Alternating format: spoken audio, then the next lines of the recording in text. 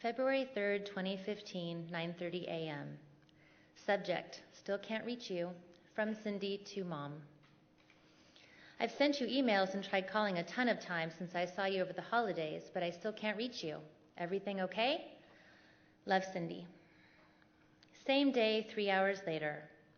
Subject, enough. From Mom to Cyndi. My lawyer said your father was the lowest human being he had ever encountered. Look at your wedding. Did your aunt tell you about pinning visitor flowers on me, laughing in my face, knowing I was going to be shoved to the other side of the church and not your mother in front of 100 people? So amusing. You and your daughter don't want to see me on Christmas, not for 5 years, not any year. Enough.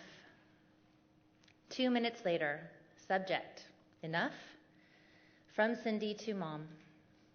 I thought we had a nice visit over the holidays, Mom. It's not possible to bring my daughter to see you on December 25th because, according to my custody agreement, I have her every Christmas Eve and her dad has her each Christmas Day. Why am I only allowed to love you and not the rest of my family? The people I've shared every Christmas Eve with since I was a little girl. I love you, Mom, and constantly try to show you that, but I'm never perfect enough for you. No matter that I graduated college, have always had a good job, raised my own child, survived a divorce, and made a new positive life. Other people seem proud of me. Hell, I'm proud of myself. But you only like me when I attempt to please you, even when what you expect is not possible. I don't deserve your wrath. Within 15 minutes comes another email. Subject, enough. From Cyndi, from Mom to Cyndi. My lawyer said your father was the lowest human being he had ever encountered. Look at your wedding. Hold on, I've read this before. She resent the same terrible email. The immediate reply. Subject, enough. From Cyndi to Mom. I'm not sure why you just sent me the same mean email again. I don't need to hear it twice. With love from your only child. Silence. Always the silence. Enough. Enough? Really? I have had enough. The next day, 8 a.m., subject, in conclusion. From Cyndi to Mom. I want a relationship with you, Mom. I want to catch up by phone and fly to visit you when I'm able to come to California.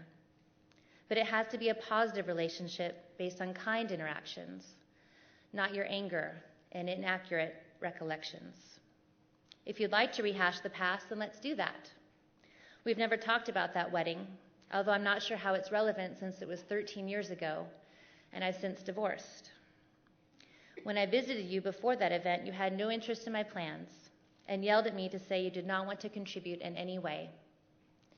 I remember because I cried myself to sleep that night. Unlike the many mothers who help prepare for a wedding, you did not want any involvement. But still, I had you sit in the very front with a flower corsage that I thought you would like. I placed you away from my dad and his wife with my aunt in between for the sake of family politics, not because you aren't my mother. If we're finally talking about the past, what about the 6 months following that wedding when you refused to communicate with me in any way? Only silence. And then came the call that you were in the hospital and you couldn't walk because you're a stage 4 alcoholic. As mean as you were to me, I came to see you in the hospital and we built a new relationship. I thought I had my mom back. I appreciate all you did to raise me and know you provided me with a great life. I recognize that you worked hard. You bought me my first car and helped put me through college. Do you now regret being generous with me when I was young? Why don't my loving words and actions make any difference for you? You finished your email to me with enough. Is there really a point of enough when it comes to a relationship with your child? The very clear answer to that question for me is no. I will always love my daughter and want to know her and spend time with her. When she's a teenager, I will forgive her for her unloving words of defiance. When she disappoints, I will love her for all that she is. When she stumbles and she falls, I will help pick her up without expecting anything in return because I am her mother. There is never enough. And that's how a mother should love, wholeheartedly, without fail, no matter what. And that is the love I'm still left wanting from you.